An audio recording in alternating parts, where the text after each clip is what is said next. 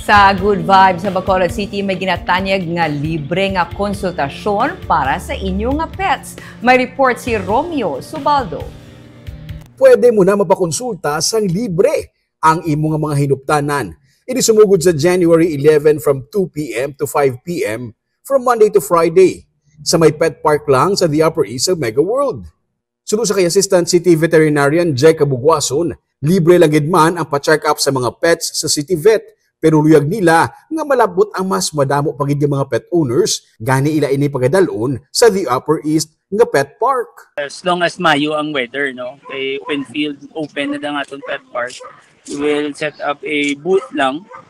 And ang aton intention na is para makabulig man kita sa mga pet owners, no, nga sila kasarang magbayad sa vet clinic. No?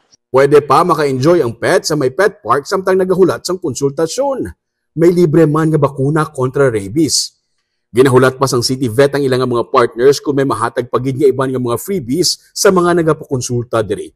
Ini naging posible sa bulig man sang ilang mga partners. Ang isa gid sa mga proponents ini nga project for si Upper East Mega World in partnership with Falcor Marketing and Tasi, no, and Pet One of course. No.